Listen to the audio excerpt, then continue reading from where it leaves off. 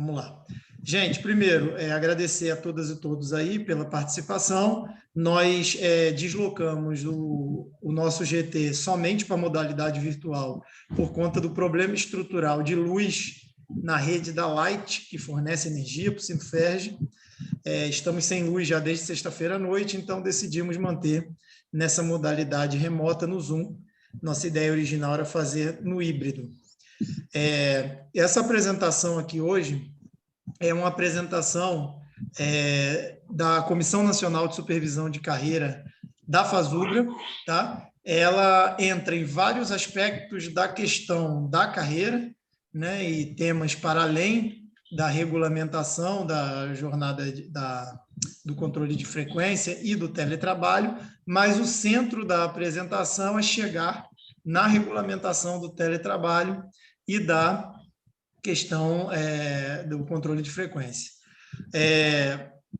Essa apresentação da Comissão Nacional de Supervisão de Carreira, ela tem o objetivo de preparar as bases para a discussão de uma minuta de um novo decreto, né, que venha substituir aí, dentro de 90 dias, né, a política instaurada pelo PGD do governo Bolsonaro em 2022. Tá?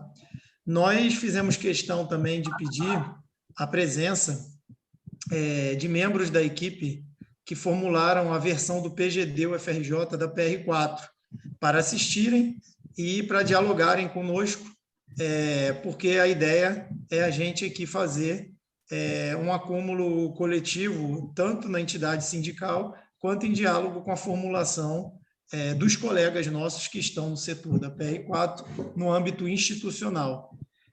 Lembrando que a proposta de PGD UFRJ encontra-se já em pauta no Conselho Universitário. Por isso também que a gente fez questão de garantir, né, essas reuniões do GT Carreira, né, com maior celeridade, né, e antes de quinta-feira, que é o primeiro dia. Eu vou pedir que o Nivaldo, que está aqui, me ajude em alguns momentos, quando eu pedir o socorro para ele aqui, porque ele é muito experiente, foi da comissão de enquadramento aqui na FRJ, um companheiro que participou da formulação do PCC-TAI, e quando eu nem era da categoria. Mas eu assisti a apresentação da FASUBRA, estudei os slides e estou pronto para apresentar no geral. Tá? Essa nossa reunião está sendo gravada, não é isso, Jamil? Está sendo gravada. Isso. Para que a gente disponibilize para o conjunto da categoria. Tá? Então, eu vou pedir já que o Jamil projete para mim o primeiro slide, e vou sempre estar pedindo para ele passar para mim. Tá? E, ao final, faremos questões, tá? Dúvidas. Quero destacar também que se trata de um conjunto de slides muito grande, né? São 92 slides. Eu tentarei ser breve na parte dos slides que concerne ao histórico da questão da constituição da carreira e da identidade dos técnicos administrativos, para que a gente não tome muito tempo dessa apresentação. Mas teremos aí à disposição esses slides para todos que quiserem.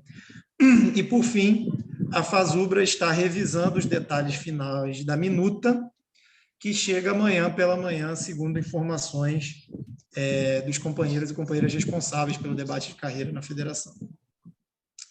Pode projetar, Jamil.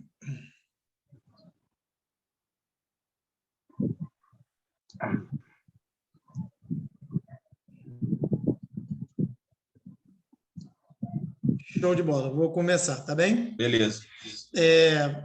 Então, essa apresentação se deu na reunião com os grupos de trabalho de carreira das entidades de base, porque em várias entidades existem GTs carreira, né? Em várias universidades existem CIS, né? Que são as Comissões Internas de Supervisão de Carreira. Então, tanto as CIS quanto os GTs estiveram nessa apresentação no dia 31/1. Pode passar.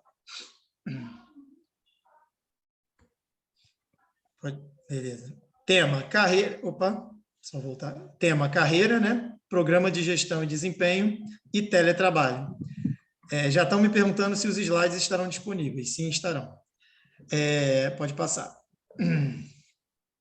Objetivo: informar os servidores que integram os grupos de trabalho, é o nosso caso aqui, sobre a nossa história o que éramos, as lutas, os valores, os compromissos, as conquistas e o que hoje somos, para que possamos considerá-lo no trabalho que temos para realizar.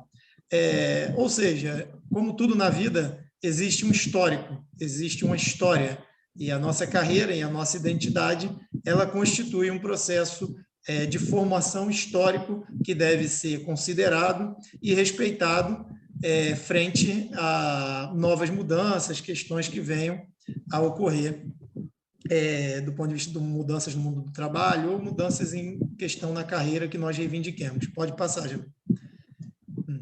Vamos contextualizar o tema, tá? Então, nós vamos contextualizar esse histórico. Pode passar. A construção da identidade dos servidores técnico-administrativos, né? Então, esse nome, servidor técnico-administrativo em educação, isso carrega um significado, né? Nem sempre foi assim.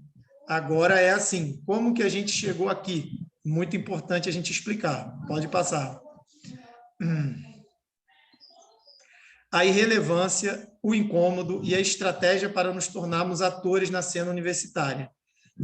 Vocês vão ver aqui na apresentação que, durante muito tempo, né, houve uma certa caracterização de que nós, trabalhadores de educação das universidades, éramos irrelevantes, né? Isso gerou um incômodo e aí houve uma estratégia para que a gente, né, uma estratégia construída historicamente para que a gente tivesse um papel no processo de construção da universidade, um papel protagonista.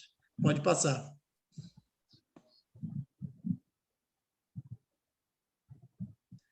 O papel do servidor técnico-administrativo em educação, histórico. Tá? Vamos entender como a gente chegou até aqui. Você pode ver nesse slide que o Estatuto das Universidades Brasileiras, né, Decreto 19.851 de 1931, dizia: entre os institutos de qualquer universidade, deverá haver permanente contato, facilitado em reuniões coletivas, nas quais os corpos docente e discente possam encontrar ambiente agradável e propício à orientação e renovação dos ideais universitários. A Lei 452 de 1937, que organiza a Universidade do Brasil, né, que era a FRJ na época, em seu artigo 1º dizia que a Universidade do Brasil é uma comunidade de professores e alunos. Ou seja, nessas duas formulações de estatuto, nós vemos que não existe o servidor, mas, na verdade, ele existia, ele estava aí, trabalhando pela universidade, mas ele não é considerado, né? Isso é a fonte, né, desse estudo, é um trabalho do João Eduardo, que é servidor da nossa universidade, acredito até que já aposentado, e é um estudo de 1996 de novos atores na universidade, da cena universitária. Pode passar, Jamil. O papel do servidor técnico-administrativo histórico, né? Seguindo, somente em 1970, no Estatuto da UFRJ, os técnico-administrativos aparecem como representação em colegiado. Tratava-se da chamada Assembleia Universitária, que era uma instância sem qualquer peso político nas decisões. Ainda assim, proporcionalmente, essa representação era inexpressiva, né? Então, apenas 0,37% do total de membros dessa Assembleia, sendo 98,51% docentes e 1,12% estudantes, né? Então, vocês veem que demorou e, quando ocorreu, um nível de protagonismo dos técnicos institucionalmente era muito baixo e sem poder de decisão. Pode passar.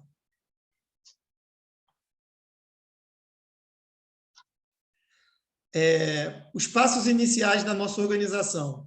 Então, nesse primeiro tópico, né, o UNSP, a União Nacional dos Servidores Públicos, de 52, e depois Confederação dos Servidores Públicos Brasileiros, de 1958, eram entidades sindicais, né? Lembrando que os direitos sindicais não eram concedidos aos servidores nessa época, em que pese esses servidores se organizarem sindicalmente, mesmo sem direitos sindicais, né?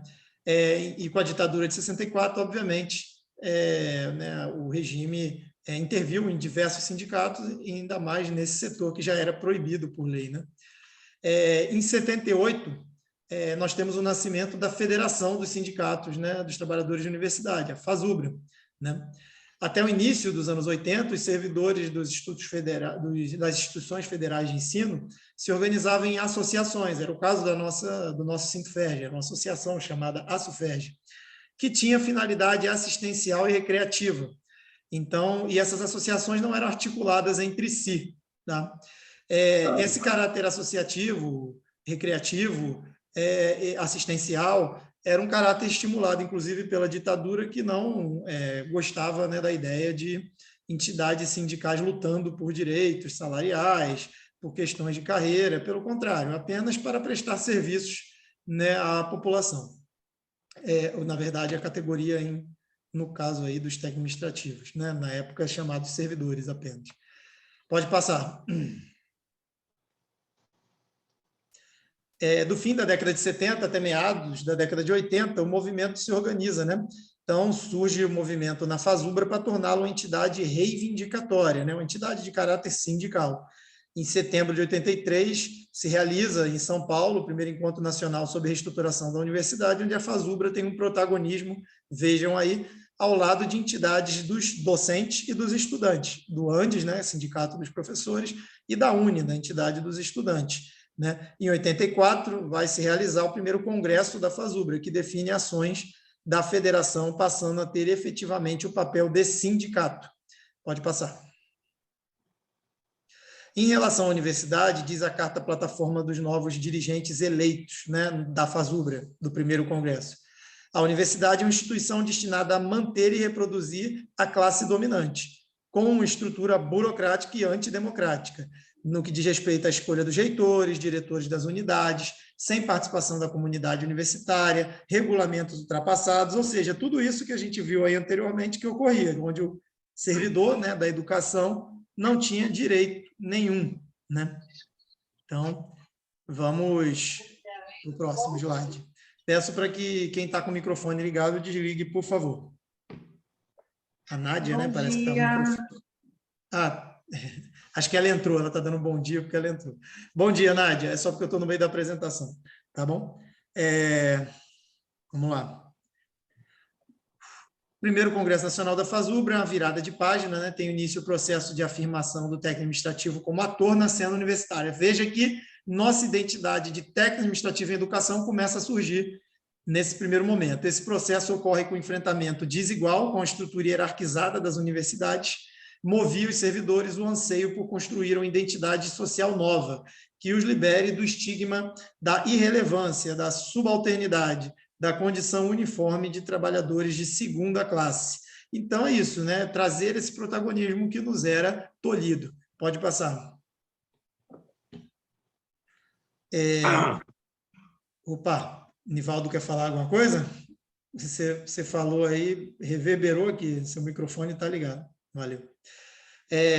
O desejo de reconhecimento levou a categoria a gestar 2 projetos estratégicos. Então, veja, para chegar a esse objetivo de ter uma identidade e respeito, nossa categoria, né, os que vieram antes de mim, de outros que estão aqui, e os que já estavam lá naquele momento e estão nessa reunião, o caso do Nivaldo, eu acho, né, fez 2 projetos estratégicos, um de carreira, como organizadora do nosso fazer e criadora de oportunidades de desenvolvimento profissional e da instituição, e um projeto institucional. Então, era a carreira para nós, né, enquanto trabalhador, né, e o projeto do que a gente entende que é a universidade, que marcasse o adentramento dos servidores no debate sobre a sociedade, a universidade, sobre o papel da comunidade universitária. Pode passar. Então, vamos lá. Chegamos no ponto 2. Necessidade de perceber o contexto e, com ele, assumir compromissos para avançar em projeto estratégico. Então, tudo isso que foi pensado antes, nesse slide anterior, tem a ver com um contexto e precisava se atuar dentro desse contexto. Pode passar. Que contexto, né? Esse contexto tinha que levar em consideração, teve que levar em consideração, terá que levar em consideração agora também, né? Que o servidor está aqui no meio, no núcleo, servidor TAI, ele está no meio de uma instituição federal de ensino, né?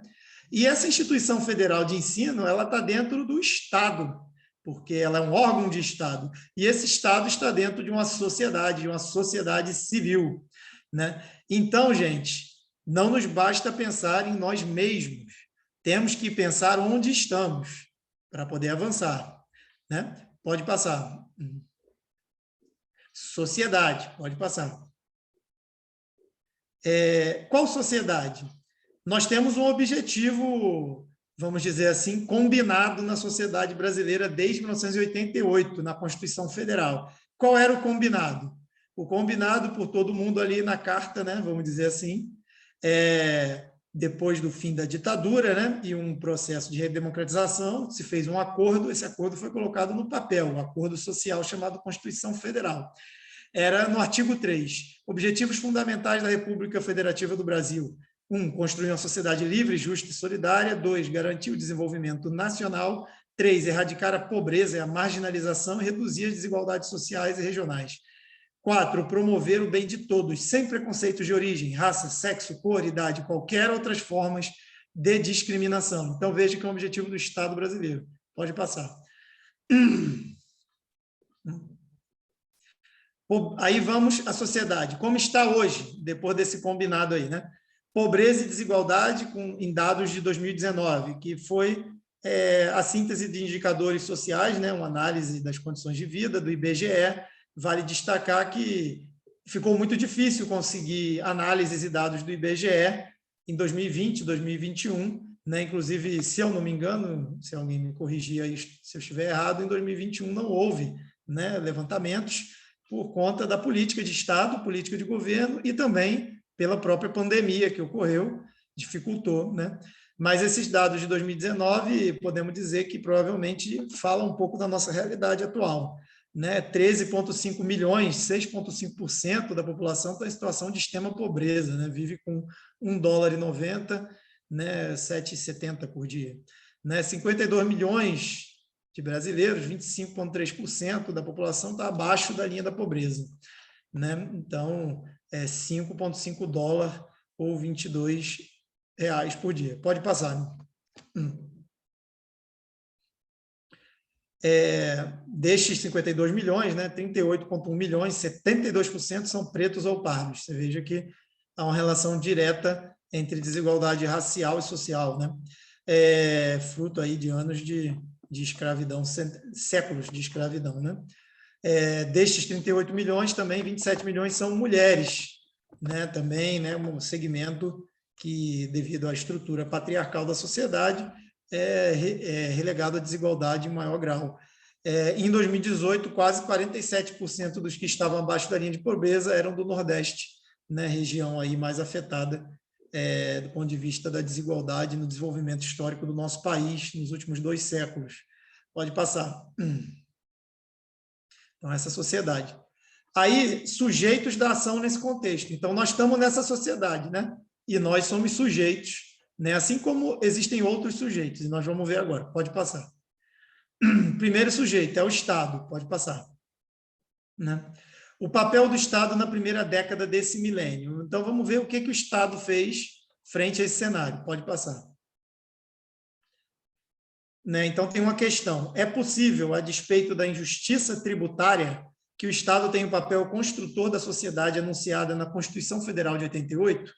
Né? Então, injustiça tributária porque, como sabemos, os impostos recaem mais sobre o consumo, proporcionalmente, afetando os mais pobres, né? Enquanto os ricos e bilionários têm certos privilégios na cobrança dos impostos sobre eles e também fazem sonegação fiscal. Aí está o exemplo das lojas americanas e da Ambev aí para todo mundo, que totalizam aí 70 bilhões aí em sonegação fiscal. Pode passar.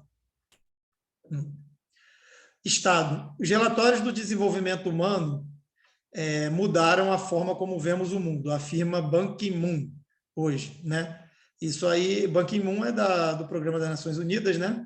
Para o desenvolvimento, que tem a ver com a questão do combate à fome, desigualdade, né? Então, ele está dizendo que os relatórios mudaram a forma como vemos o mundo, né? Aprendemos que, embora o crescimento econômico seja muito importante, o que, em última análise, faz diferença é usar o rendimento nacional para dar às pessoas oportunidade para uma vida mais longa, saudável e produtiva. Ou seja, está dizendo que é legal o crescimento econômico, o desenvolvimento econômico, mas isso não necessariamente significa desenvolvimento social, né? Uma coisa não é exatamente a outra, né? Então, os nossos resultados confirmam que o desenvolvimento humano é diferente do crescimento econômico, né? Pode passar.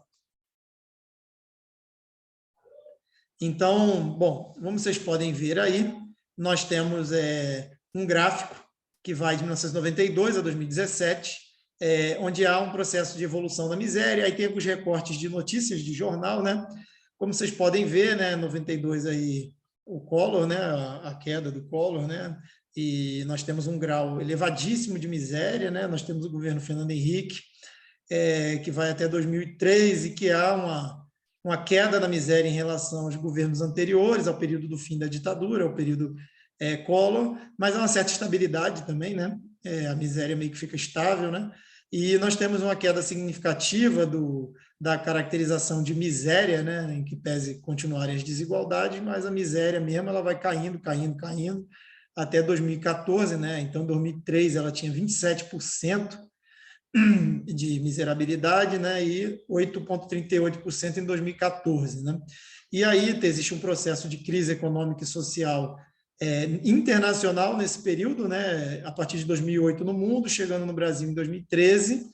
Né? Então, essa crise econômica se mescla numa crise política, né, onde a elite nacional atua para derrubar a presidenta eleita, né, já em 2015, 2016, e aí nós começamos a ver os efeitos de um processo do golpe que, na verdade, ensejava uma série de reformas na sociedade brasileira para poder ampliar as desigualdades. Né? Por quê? Porque na hora da crise, farinha pouca, meu pirão primeiro. Né? Então, as elites não queriam perder privilégios. Pode passar. Bom, com base no gráfico da FGV, pode-se afirmar que no governo FHC a pobreza caiu 16,47% em relação a 94. No governo Lula como um todo, a queda foi de 48,75%. A meta do milênio da ONU era reduzir 50% da pobreza entre 90 e 2015. Em 12 anos, o Brasil reduziu a miséria em 68,35%. Pode passar. Entre 2001 e 2011, a renda dos 10% mais pobres cresceu 6 vezes mais rápido do que a renda dos 10% mais ricos. E 21 milhões de pessoas foram para as chamadas classe D e E, da classe D e E para C. Né? Essas classes aqui são classes do ponto de vista da remuneração, né? do quanto que ganham em dinheiro pelo trabalho ou pela renda, né? Que seja. Né? E como vocês podem ver, houve uma diferença na velocidade de crescimento. Em pese os ricos ficarem mais ricos, eles ficavam ricos menos rápido do que os pobres avançavam do ponto de vista da renda. Pode passar.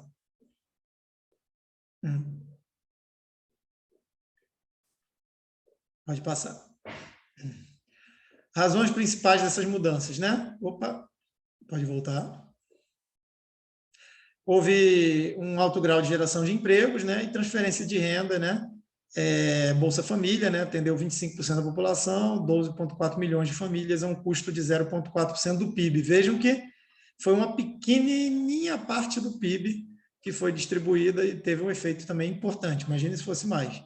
Segundo o Instituto de Pesquisa Econômica Aplicada, cada real investido no Bolsa Família adicionava 1,78 real no PIB. Pode passar. Estado, né, o papel do Estado na última década. Em dezembro de 2016, foi promulgada a Emenda Constitucional 95, que institui o novo regime fiscal, teto de gastos, congelando todos os gastos federais por 20 anos, sujeito a reajuste no limite da inflação do ano anterior. Então, isso afetou o Plano Nacional de Educação, a expansão e melhoria do SUS, programa de transferência de renda, expansão e qualificação da educação, combate à desigualdade, ou seja, foram políticas que afetaram aquilo que a gente tinha visto de constituir, né, os objetivos lá da Constituição de 88. Né? Aí tem a pergunta, a quem serve esse Estado? Né? Então, a pergunta que nós devemos nos fazer enquanto servidores também. Pode passar. Então, vamos lá para o segundo sujeito, a universidade. Pode passar. Falamos do Estado, agora a universidade, que é o contexto que nós estamos. Né? Nós defendemos, né, na nossa carreira, no nosso projeto de universidade pública, autônoma e democrática. Pública, que seja a serviço de toda a população, né? Autônoma, que ela tenha capacidade de gestão acadêmica, administrativa, né, financeira própria, e dessa forma tenha liberdade acadêmica e científica. E democrática, que os espaços sejam de discussão ampla e igualitária aos seus membros. Pode passar. Terceiro sujeito, nós técnicos administrativos em educação. Pode passar. Temos um projeto por uma universidade cidadã para os trabalhadores. Então, o que eu estou dizendo aqui? Nós, técnicos administrativos, formulamos um projeto, né? Foi um projeto da revista da Fazubra, número 1, ano 1, maio de 99, né? E tinha uma proposta de projeto de lei, 7398 de 2006, né? Pelo que eu estou entendendo aqui. Talvez o... Ô, Nivaldo, você está aí? Nivaldo Holmes. Estou sim. Esse PL 7398 era, então, o projeto de lei da Universidade Cidadã, correto? Você está em qual? Isso. Tá, show de bola. Então, tá bom. Pode passar. Razões para termos projetos para a instituição. ter um instrumento que reforce a luta pela educação pública gratuita e de qualidade social. 2, estimular o debate sobre a necessidade de se ter democracia na produção e disseminação do conhecimento. 3, reforçar a legitimidade da universidade pública pelo reconhecimento social da relevância do seu fazer. Veja, todo esse projeto, né, para a instituição, ele carrega esses objetivos que estão preconizados naquele debate de público, autônomo e democrático, né? E nós já o formulamos enquanto categoria, por mais que alguns de nós não estávamos lá formulando, mas os que vieram antes de nós formularam e nós podemos melhorar, aperfeiçoar. Vamos passar, pode passar. O projeto institucional, além de indispensável, é espaço de participação no pensar e no fazer institucionais. Então, aí fica um recado para quem estiver aqui participando dessa reunião, para quem vai assistir essa apresentação, que nós não podemos relegar a segundo plano, menosprezar os projetos institucionais, né? Porque é onde a gente consegue espaço para debater o que a gente defende enquanto modelo de instituição. Isso afeta, inclusive, nosso trabalho. Pode passar. Para ter projeto, é preciso planejar. Planejar é um processo de reflexão pessoal e coletiva sobre determinada realidade na perspectiva de superá-la. Planejar é ordenar ideias para realizar ações. Então, está fortalecendo a ideia do planejamento, né? Da gente pensar as coisas com prazos, com metas, com formas de chegar. Pode passar. Então, temos aí um desenhozinho, né, que a CNSC fez, né, o barquinho, né? O barquinho tem uma missão, temos uma ilha, que é a visão do futuro, e temos estratégias e aí os chamados valores, né, ou os condicionantes para a gente chegar. Pode passar. E aí está dizendo o alerta, né? Se nós não planejamos, outros farão para nós, ou por nós. Tem a ver aí com nossa conversa sobre o PGD, né? O governo, Bolsonaro, ele fez um projeto de PGD, um decreto, e implementou sem ser com a gente, né? Não conversou com a gente. Pode passar. Nosso papel, sermos protagonistas solidários do pensar e do fazer, a instituição que definimos em nosso projeto, com vista a contribuir para nos aproximarmos da sociedade anunciada no artigo 3º da Constituição Federal de 1988. A tarefa sempre inacabada, né? Constante. Pode passar. Cumprindo nosso compromisso social, materializado nos fazeres do Estado e das universidades, estaremos afirmando a nossa identidade como técnico administrativo em educação, né? Que a nossa identidade tem a ver com esses compromissos também. Pode passar. Elementos estruturantes de nossa identidade. Então, nossa identidade como técnico administrativo tem uma relação estatutária, autonomia e democracia. Isso é muito no âmbito das universidades, né? A gente brigar para que a universidade defina questões relativas ao nosso fazer, ao nosso trabalho na universidade, e democracia para que a gente tenha espaço de participação, poder, decisão, voz, voto, ação nas universidades. E a carreira é um projeto institucional democraticamente construído, né? Então, pode passar. Indicador de relevância do Estatuto da Carreira e do PDI, Plano de Desenvolvimento Institucional, na construção de nosso papel e identidade. Estatuto, interessa a ser atendido, o interesse a ser atendido é o do público, né? Então, o Estatuto tem que pensar no público, na sociedade. Dignidade em relação ao poder. Então, que a gente tenha a nossa caracterização de servidor de Estado, né? E servidor enquanto um poder dentro do Poder Executivo, né? Ambiente colaborativo, né? Então, que a gente faça um ambiente onde a gente tenha trabalhadores em colaboração. Carreira e programas de desenvolvimento são imprescindíveis, né? Continuidade da relação e perspectiva de acumulação contínua de competências para adequação e melhoria dos serviços. Então, a gente sempre está se aperfeiçoando para prestar um melhor serviço. E previsibilidade da remuneração. A gente saiba o quanto que a gente vai ganhar e o quanto que a gente pode ganhar se a gente se desenvolver. Pode passar. Carreira. Conecta os fazeres do servidor e da instituição. Tratamento equânime, que reconhece a relevância do fazer de todos os que integram, né? Então, todo mundo tem seu papel.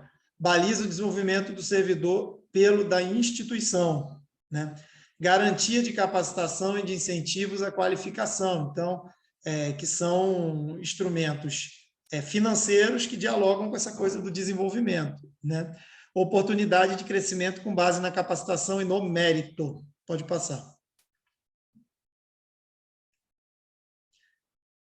PDI, né? O Plano de Desenvolvimento Institucional define a universidade, seus compromissos e projetos, permanentes e imediatos, né? E suas estratégias para migrar da realidade atual para aquela que anuncia, né? Então, o PDI é um plano construído por toda a universidade, né? Inclusive o nosso. Está em construção, está para aprovação, né? E nós devemos nos empenhar nesse debate. A estrutura do PDI, ela carrega uma identidade institucional, né? Origem, contexto, concepção da universidade, missão, valores, perfil dos egressos e dos servidores e tal.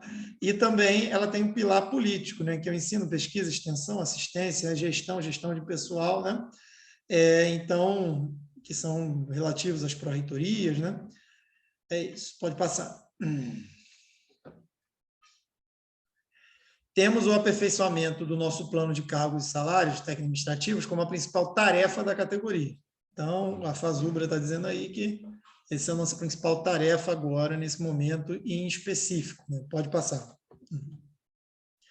A nossa categoria, em um longo histórico de concepção, lutas e conquistas de carreiras, né? Então, eu vou fazer agora, né, nessa parte, um pequeno apanhado de como foi a história da nossa carreira, né? Porque não foi só uma, teve carreiras. Pode passar. Algumas premissas adotadas pelo movimento para construir a carreira. Pode passar. Premissa fundamental, né? Historicamente, o movimento se baseou no conceito de cargo por atividade finalística, né? Técnico-administrativa em educação, né? E 2, um reconhecimento de múltiplos fatores determinantes da complexidade das atividades do cargo, né? Então, nós temos que considerar vários fatores para determinar que nome a gente dá, né, para aquele trabalhador, né, o cargo que ele está. A carreira é compatível com a concepção de ser humano, né? Então, a questão da humanização do trabalhador, o desenvolvimento das pessoas a partir do projeto institucional, né? Então, estar ligado à proposta de universidade, né? A carreira, como instrumento de gestão, articula planejamentos da instituição, da qualificação e avaliação institucional e do trabalho, né? Então, a carreira dialogando com a gestão dessa instituição, dessa universidade. Carreira alicerçada na qualificação, então sempre baseada na melhora do ponto de vista do estudo, da formação, né? E 7, carreira construtora do espírito do servidor público, né? Então, a serviço da população, né? Com estabilidade para questionar aquilo que considera que fere, né? As diretrizes do serviço público, e paridade entre ativos e aposentados, né? Então, considerar que o aposentado parte dessa construção histórica tem que ser respeitado nesse campo, através da paridade, né, salarial, né? Pode passar. Carreira, né? Premissas gerais. Aqui a gente não tem uma amostra, né? uma foto da tabela da carreira, mas acho que muitos de nós estamos familiarizados com a tabela, né, salarial, com a tabela dos níveis de classificação, mas ela tem uma matriz coluna, né, que é uma matriz vertical, né, e essa matriz, você observa, só um momento aqui rapidinho, só um momento.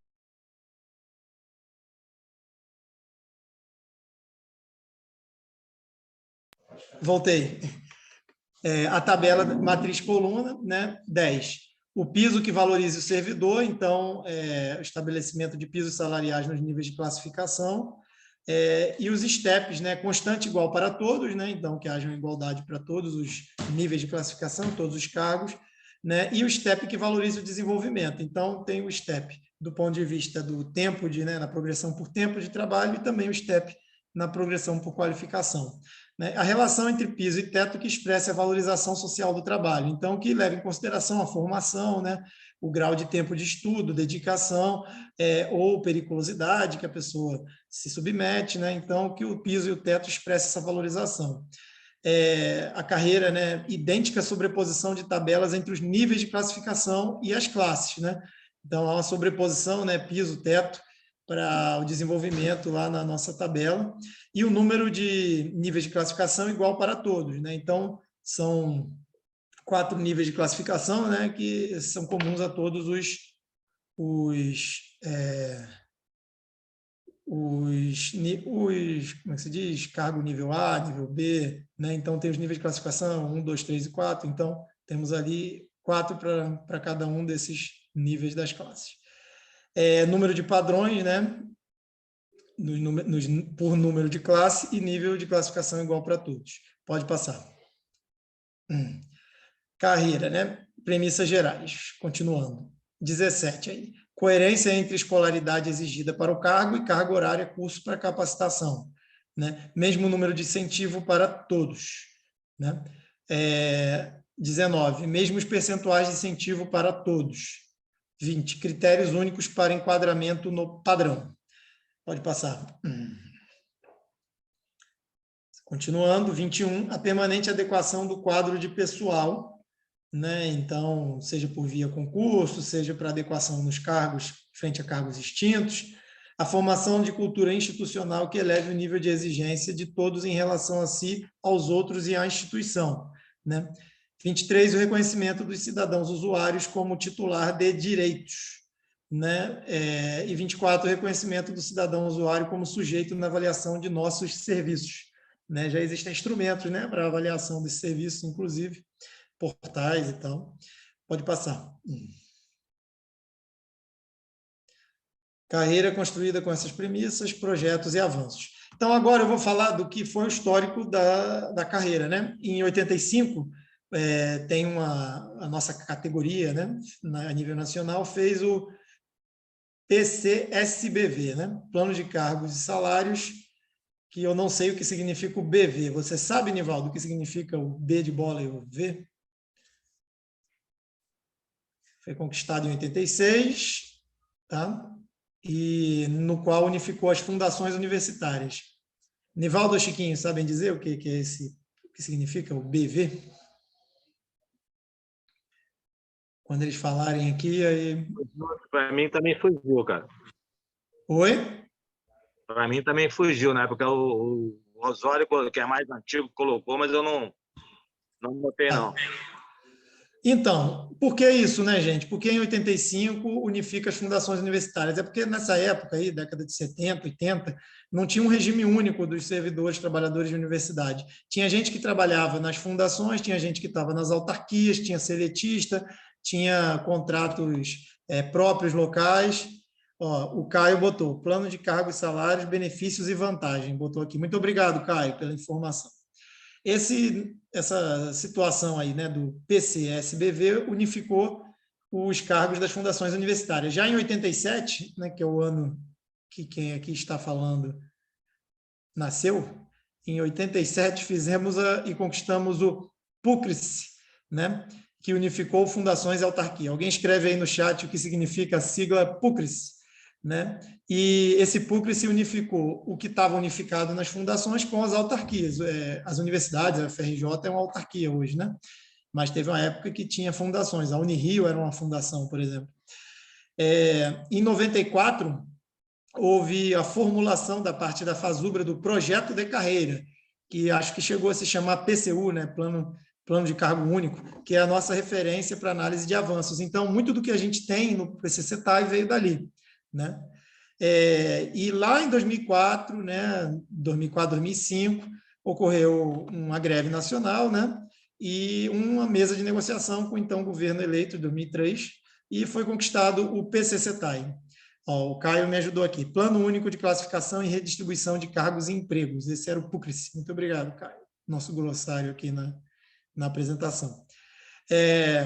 Em 2004, então, 2005, o busca identificar os avanços com relação ao projeto de carreira de 94. Então, muito do PCCETAI vem dessa contribuição do PCU, e vale toda uma história aqui, tá? Que eu não vou falar, porque senão vai tomar muito tempo, mas que nós podemos, em outro momento, fazer. E aí eu recomendo também assistir a live que está no Facebook do sindicato em setembro do ano passado, que foi a apresentação do Marcelo Rosa, da Comissão Nacional de Supervisão de Carreira, sobre esse histórico da carreira. Ele fala muito disso. Pode passar.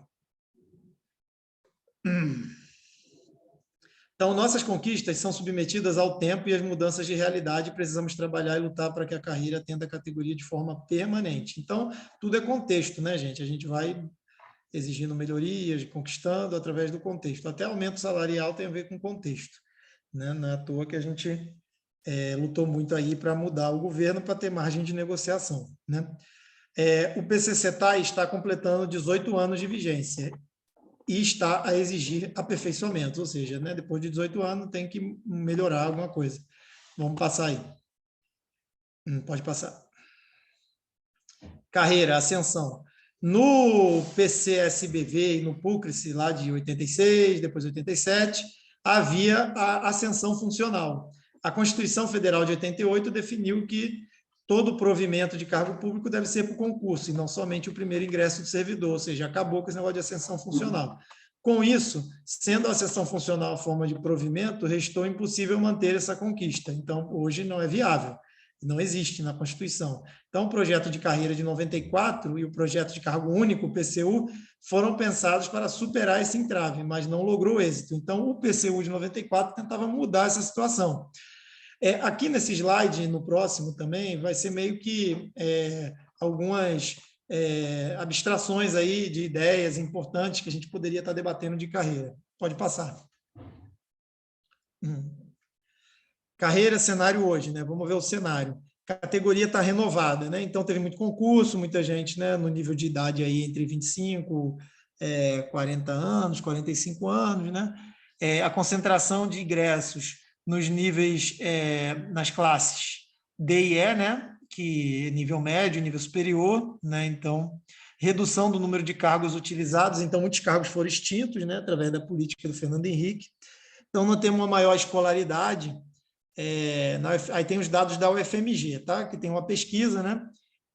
Levantamento lá da CIS, né? Que é a Comissão Interna de Supervisão Local de Carreira, onde a UFMG tem 78% dos seus servidores com graduação, né? Mas essa graduação é exigida só para 26% dos cargos ocupados. Então, até quem não é exigido tem a graduação. Então, tem uma mudança de aspirações e vinculação com a instituição? É uma pergunta. Né? Tem, né? Então, tem a redução do tempo para percorrer a estrutura, né? Então, isso foi uma mudança na carreira, né? Mudanças na previdência, então, se estabeleceu um teto limite, né? Que é o teto do INSS, isso em conjunto com o estabelecimento do FUNPRESP, né? Então, esse é um cenário também, pode passar. Indagações sobre a carreira. Os elementos estruturais atuais ainda são válidos? Isso é uma pergunta, né? Temos que pensar, né, se é válido. Interstícios devem ser mantidos, né? É aquele período de 18 meses, né, e tal, para ter as progressões. A concepção de tabela com diferença constante entre os padrões deve ser mantida, né? É pertinente ampliar o número de níveis de classificação e o ganho oferido com essa progressão, né? Acho que muita gente vai achar que porque significa ganhar mais ao longo da carreira, né? Se forem ampliados os níveis de classificação, a atual sobreposição deve ser mantida, né? Pode passar. Indagações sobre a carreira, continuando. Como compatibilizar eventual aumento do número de níveis de classificação com os percentuais incentivos? Mudanças da Previdência, como resolver os seus impactos na carreira? Né? Então, a reforma da Previdência ocorreu aí e jogou todo mundo para se aposentar bem mais tarde. Né? Pisos da enfermagem, como tratar estes e os demais servidores ante esse fato. A FASUBRA tem debatido isso, né, ela avaliou que, nacionalmente, menos de 300 servidores são impactados com as mudanças do piso na enfermagem, mas é um fato a ser tratado. Como tratar os médicos e veterinários, que tem uma tabela própria, né? Aposentados e ativos devem ter o mesmo critério de enquadramento em face da reestruturação do plano de carreira, né? Pode passar. A hipótese de criar 2 macrocargos seria uma alternativa? Considerando que a Lei de Diretrizes e Bases da Educação, no seu artigo 21, né, parágrafo 1 e 2, redefine os níveis de educação em básica e superior, seria o caso, então, de 2 macrocargos, né? Eventual aglutinação dos cargos nos atuais níveis de classificação A, B, C e D em um grupo educação básica, então juntar todo mundo, permitiria a transposição desses cargos para esse macrocargo, viabilizando-se a movimentação do servidor entre os antigos cargos, que agora seriam especialidades, sem que isso fosse considerado como provimento derivado, ou seja, está tentando discutir de fazer a ascensão funcional, entre aspas, né? Entre cargos, mas eles seriam considerados especialidades. Pode passar. Aí, caso 2, caso 2 macrocargos, básico e superior, não viabilizarem a ascensão dentro do básico, poder-se-ia considerar a hipótese de criação de um novo plano de carreira com 2 grupos, básico e superior, somente para os novos servidores, né? Que consequência teria a hipótese do item anterior para a unidade da categoria, né? Será que nós teríamos uma separação, né, de pessoas defendendo que são trabalhadores de um nível superior e outros são do básico, quando todos hoje somos técnicos administrativos em educação? Seria possível construir unidade no serviço público para se reivindicar uma modificação da Constituição Federal que retome as ascensões e permita a reserva de parte das vagas para os atuais servidores, né? Então, vamos lá. Próximo. Em meio a esse desafio, eis que chega o teletrabalho. Muito bem. Então, depois disso tudo, né, de falar da carreira, um resumão, porque não falamos de tudo, obviamente, foi uma boa parte aí atinge a superfície da questão, nós chegamos a um momento em que o teletrabalho se afirma e que a própria FASUBRA entende que ele veio para ficar, né? E se afirmou principalmente através da pandemia e virou já decreto de governo. Pode passar. O que traz a IN 65 de 2020 e o decreto 11072 de 2022. Então, a IN 65 foi a primeira regulamentação que ocorreu no meio da pandemia, né? E o decreto 1172 de 2022, que é o PGD, né, do governo federal, do então Bolsonaro. Esta IN foi revogada, né, pela IN 69 de 2022, então a IN 65, e esta foi revogada pela IN número 2 de 2023. Então, havia essa IN 65, né, que ela atacava vários aspectos já da carreira, que jogava todo o ônus dos custos do trabalho para o servidor, né, estabelecia cortes em remunerações, como auxílio transporte, auxílio alimentação, né, e com o decreto isso passa a mudar e essa IN já é revogada pela IN 69 de 2022, aí já no fim do ano, aí no fim do governo, já em dezembro ainda do governo Bolsonaro, né? E ela traz uma obrigação, né, de que o cara, mesmo trabalhando remotamente, né, meio que marcasse, né, trabalhando no teletrabalho, marcasse o ponto, né? O ponto, assim como também quem tivesse no PGD presencial, né? E aí o governo que entrou agora, né, já no primeiro momento, revoga essa IN, então, e a despeito de terem sido revogadas, serviram de base para a implementação do PGD e teletrabalho até hoje vigentes. Quando fala isso é porque várias universidades já aprovaram o PGD, né? Se tiver alguém aqui da PR4 para me ajudar, para me corrigir se eu estiver errado, acho que foram 40 instituições, se alguém puder falar aí no chat, se é isso mesmo, que aderiram ao PGD, 40 instituições de ensino. Pode passar. Institui o PGD, né, optativo para os órgãos, né, então a opção do órgão da universidade querer fazer, o teletrabalho remoto em atividades com resultados mensuráveis, né, então você tem que ter uma forma de medir aquilo ali, né, os regimes Aí a Márcia me respondeu, 40 IFES, né, implementaram o PGD. Os regimes integral ou parcial, opcional, artigo 3º, parágrafo... artigo 3º, inciso 4º, inciso 8º, inciso 9º, ou presencial. Então, assim, são os artigos aí, né, os regimes integral ou parcial, dizendo que o cara pode trabalhar totalmente em teletrabalho ou em regime parcial, né? Então, a parte fisicamente ali presencialmente, a outra teletrabalho. Atividade, ação individual supervisionada, né? Então, tem essa caracterização, que a atividade ela é feita pelo servidor e ela, né, acompanhada pelo servidor, porque esse PGD é para todo o serviço público, não só os trabalhadores técnico-administrativos em educação. E veda a redução do atendimento ao público, né? Então, não pode ter redução do atendimento nos setores. Pode passar.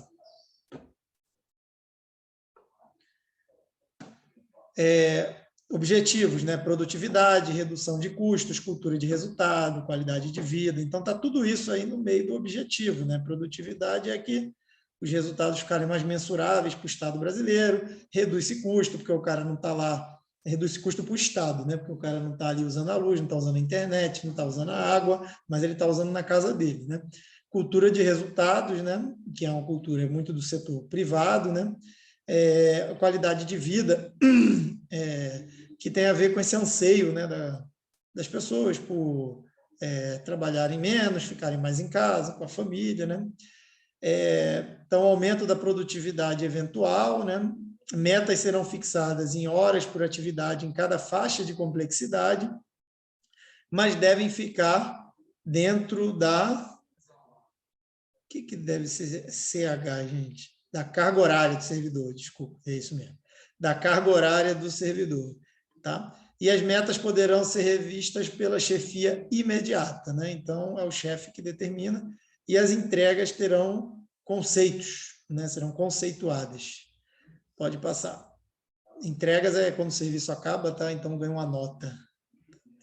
Acompanhamento da ambientação, 6 meses após implantado, né? Então, implantou o PGD naquele local, 6 meses se avalia, tem monitoramento dos resultados, né? O servidor deverá disponibilizar telefone para o órgão e para o público, por ele atendido, né? O servidor deve prover de meios de trabalho, né? Então, ele provém a máquina, o computador, o telefone, a luz, a internet.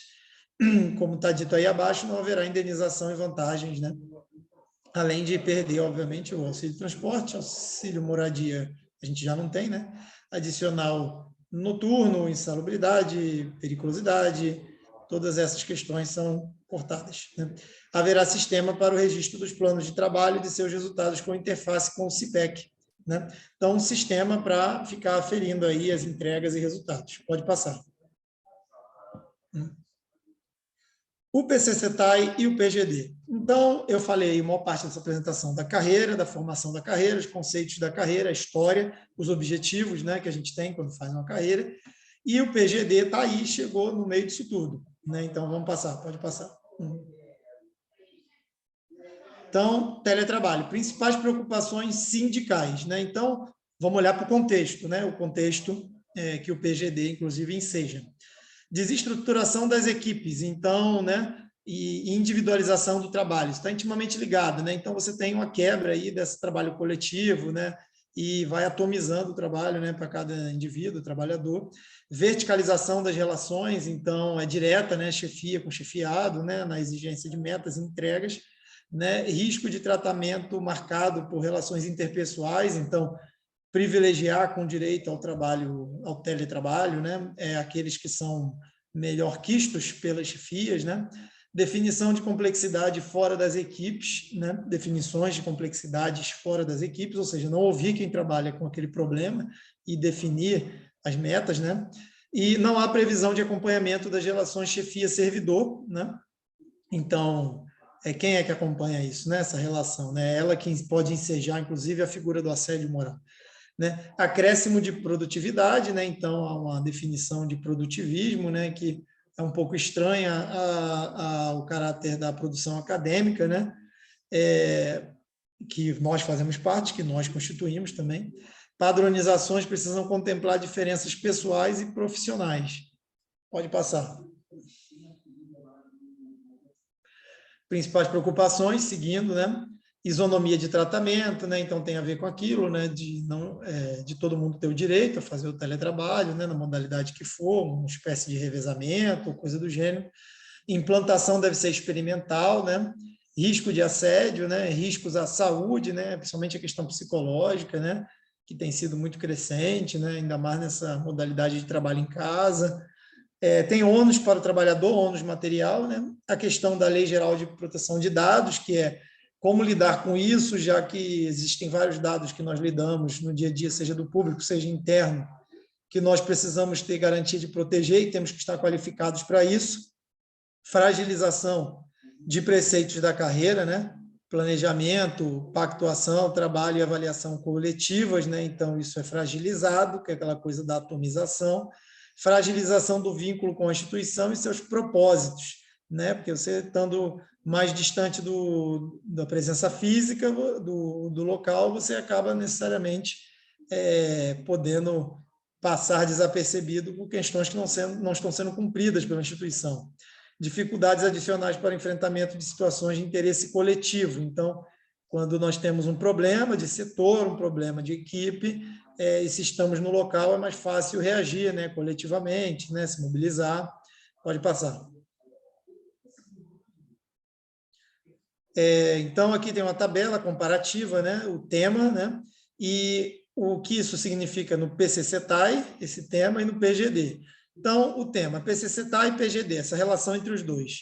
No PCCETAI, o plano é vinculado ao planejamento e desenvolvimento da instituição, tendo o servidor como sujeito nesse processo, né?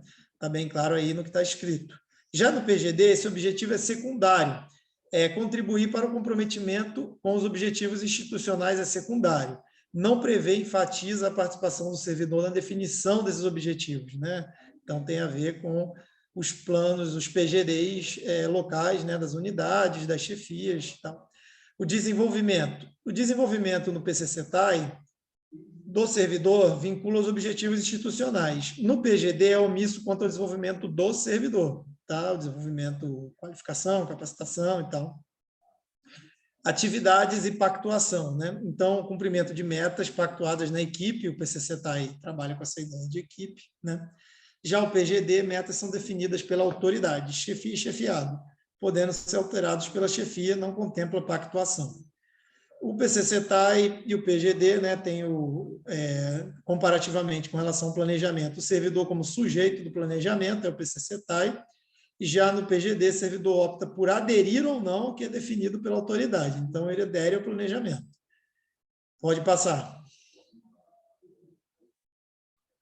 Capacitação objetiva, né? No PCCETAI, apropriação de função do Estado, do servidor público, missão da Instituição Federal de Ensino, conduta do servidor, né? Apropriação de processos de planejamento, execução e controle de metas. Já no PGD, não aborda a capacitação com este caráter, dado que a relevância é a execução da tarefa. Então, né, o tarefeiro. Então, vamos fazer, vamos executar, vamos entregar. Avaliação. A avaliação do PCCETAI processo pedagógico coletivo a partir de objetivos e metas pactuados. Objetivo da avaliação: nas instituições federais de ensino, equipes, condições de trabalho, atividade do servidor e da chefia. O PGD, ele tem uma avaliação que é ato de autoridade, a partir de metas fixadas, né? Então, não tem esse caráter do processo pedagógico, vamos dizer assim. Objetivo da avaliação: somente as entregas do servidor, né? Ele não avalia todo o resto aí. Trabalho. O trabalho no PCCETAI tem um processo coletivo, centrado nas equipes, né? Já no PGD, o teletrabalho são admitidos somente atividades individuais, com menor interação entre servidores. Pode passar.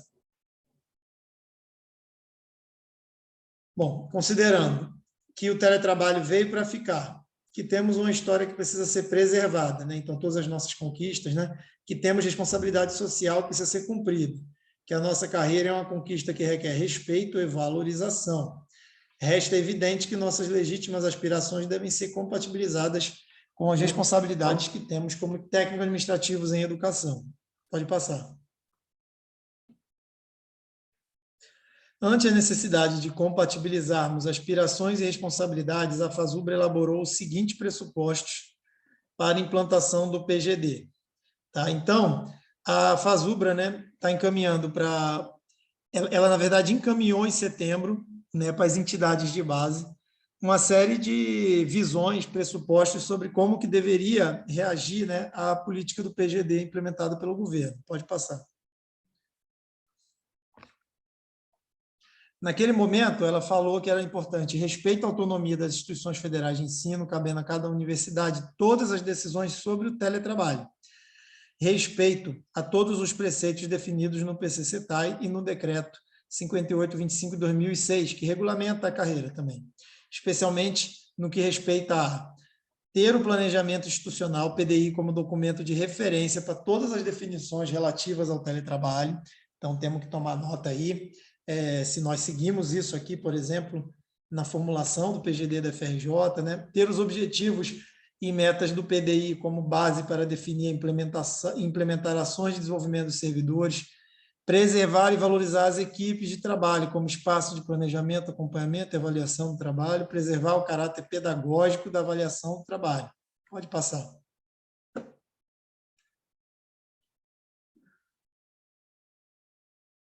No teletrabalho, deverá ser adotado o regime parcial, né? Então, isso foi uma opinião da Fasubra, tá? Naquele momento. Com trabalho presencial em, no mínimo, 20% da carga horária semanal de cada servidor, sendo que a presença será concomitante de todos os membros da equipe de trabalho, com vistas a garantir o planejamento e avaliação como processo coletivo. Então, nas reuniões de planejamento, está todo mundo para poder construir junto. As atuais equipes devem ser preservadas como espaço de planejamento, avaliação e pactuação coletiva e individual das atividades presenciais ou em teletrabalho. Então, você pactua o que pode ser feito presencial, o que pode ser feito em teletrabalho na equipe. A definição das atividades, suas complexidades e conversão em horas deverão ser feitas a partir do PDI, dos planos das unidades e por propostas das diferentes equipes de trabalho. Pode passar.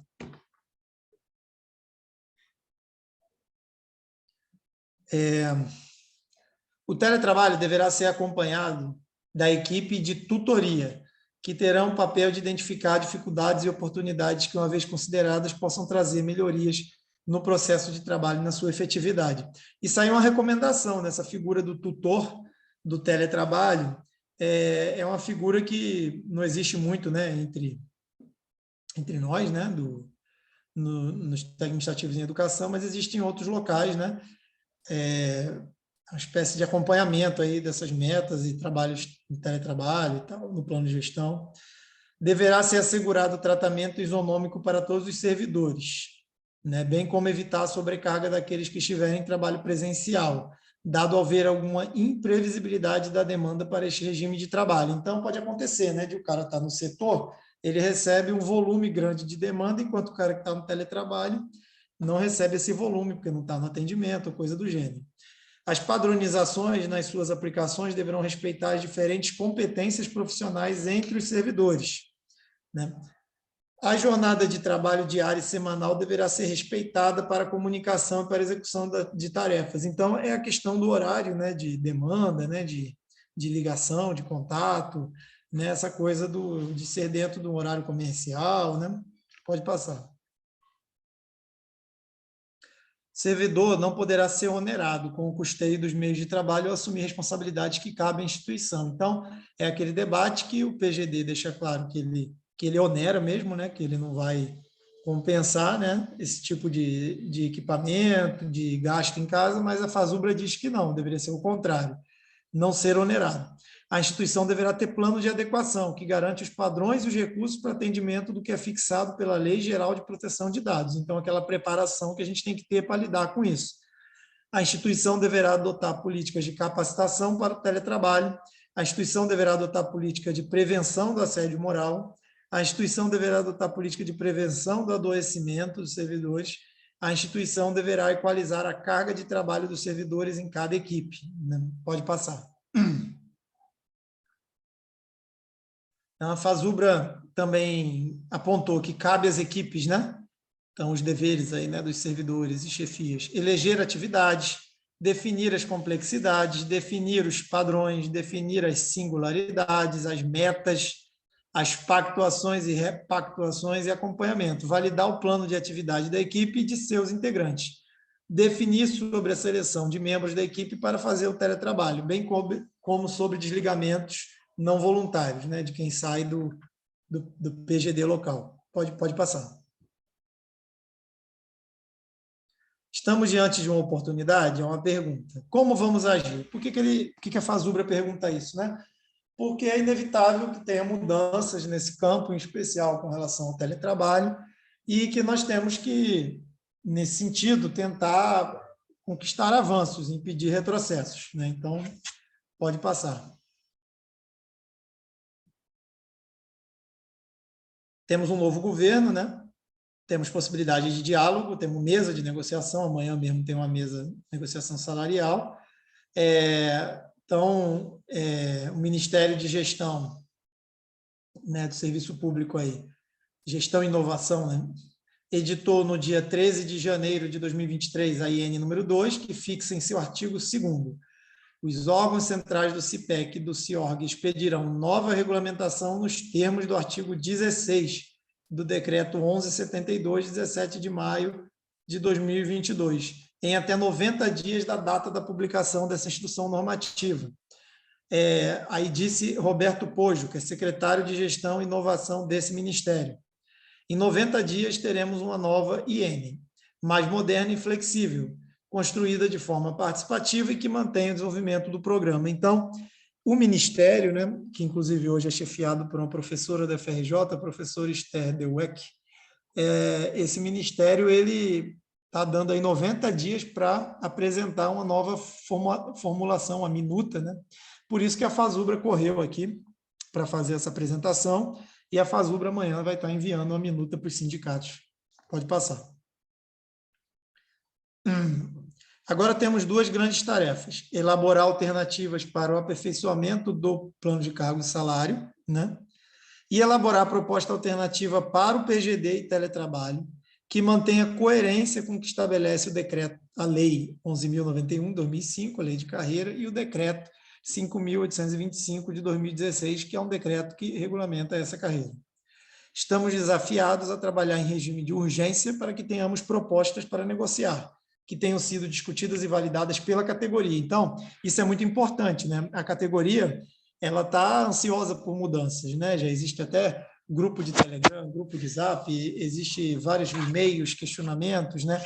Nosso sindicato vai estar fazendo quarta-feira uma assembleia, vai pautar essa questão do PGD, a UFRJ está pautando no Consune, né? A gente quer aqui também nesse GT apontar um encaminhamento para apresentar a reitoria. Nós temos reunião com a reitoria amanhã, né? Pode passar. Como alternativa ao PGD, precisamos de uma nova proposta que seja coerente com o PCCETA e oportunize aos servidores o teletrabalho. Pode passar. Bom, a proposta da Fazubra se chama Sistema de Planejamento e Gestão e Desempenho, SPGD. Essa proposta, eu vou apresentá-la aqui nesses slides finais aqui, são acho que 12 slides, e amanhã estamos aguardando uma minuta. Ela chegaria hoje, por isso que nós marcamos o GT para hoje, mas ela não chegou por questão de revisão. Pode passar.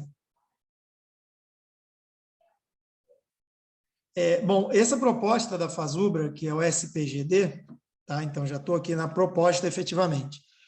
O Sistema de Planejamento e Gestão de Desempenho é um processo integrado e contínuo, em que a instituição federal de ensino, no exercício da sua autonomia, institui espaço democrático de reflexão, onde a comunidade acadêmica define seus objetivos e sua organização com vista a realizar o que estabelece o projeto institucional. Pode passar.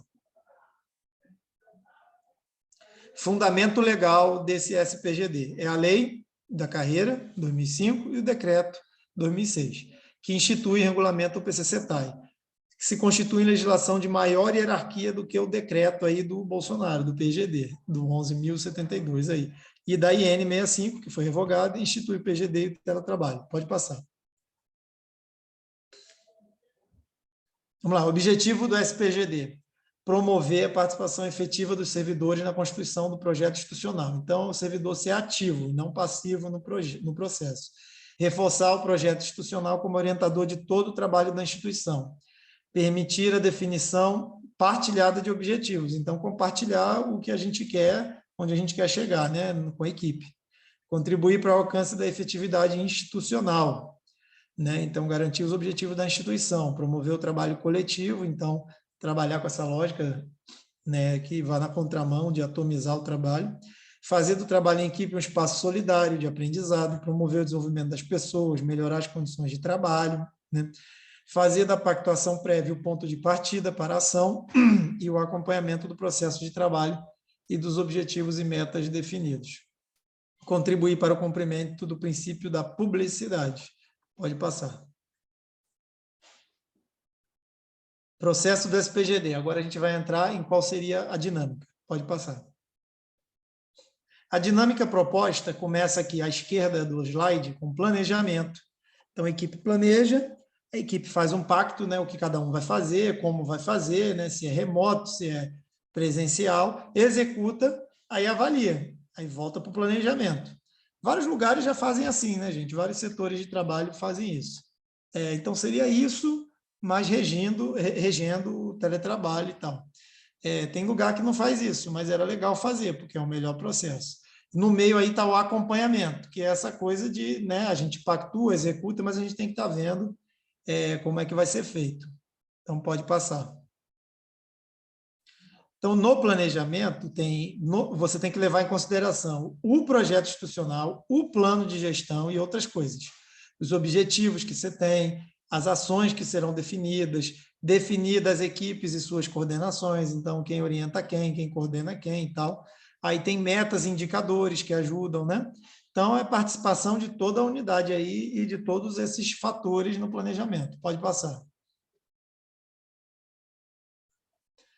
O planejamento contemplará as dimensões institucionais das unidades, né? Então, geral, local, né? Nível geral local, das equipes de trabalho e o individual, que é o cara e tal, as condições dele, as aptidões, né? O que ele faz melhor. Pode passar. E a pactuação. Pactuação a gente combina depois de planejar o que vai fazer, né? Então, pactuou o seguinte: tem que olhar para o plano da equipe, detalhamento das ações, atividade necessária e responsabilidade individual. Aí, na responsabilidade individual, tem um plano de atividades individuais, né?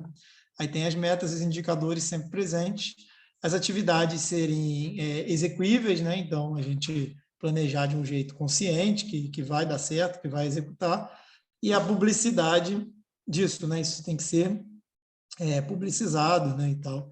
Pode passar.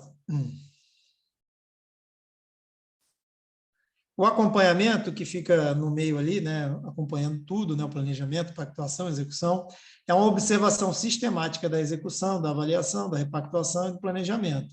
Então, você tem o plano de atividades aí à esquerda no slide e o plano da equipe, né? Isso tudo, ela interage, né? E aí você tem que ir anotando, né, o registro contínuo do servidor e coordenação, né? Então, tem que ir anotando problemas, anotando soluções, ideias, coisas que estão dando certo. Replanejamento, repactuação, replanejamento, repactuação. Então, esse é um contínuo, né? Repactuação, aí tem um asterisco lá embaixo, repactuações requerem validação no âmbito onde originalmente foram pactuadas, né? Que então é a equipe. Pode passar. O SPGD e os pressupostos. Respeita a autonomia universitária e projeto institucional de cada instituição federal, né? Então, ele vai dialogar com a autonomia na universidade. Se alinha aos preceitos do plano de cargo e salário, né? Então, não atropela a questão das equipes, tudo aquilo que a gente listou lá em cima. Elege as equipes de trabalho como espaço coletivo de planejamento, pactuação, execução, acompanhamento do trabalho dos servidores, dá tratamento isonômico aos servidores, estabelece mecanismo de equalização das atividades. Elege as equipes como espaço de decisões sobre as questões do teletrabalho, fortalece o trabalho coletivo, contribui para formar, fortalecer a identidade dos servidores como profissionais da educação. Pode passar.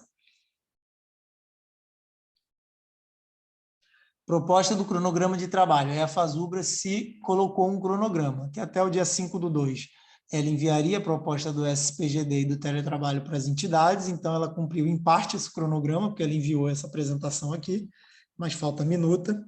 Até dia 17, aí, véspera de carnaval, as entidades remeterem sugestões para a Fazubra. Então, nós aqui temos até dia 17 para remeter sugestões para a federação, né? E até o dia 3 de março, a FASUBRA define o texto e vai submeter a discussão à plenária do dia 10 e 11. A plenária da FASUBRA, ela vai acontecer 10 e 11 em Brasília, e ela vai discutir justamente essa questão, né, das decisões acerca da minuta, né, da proposta de um decreto alternativo. Pode passar.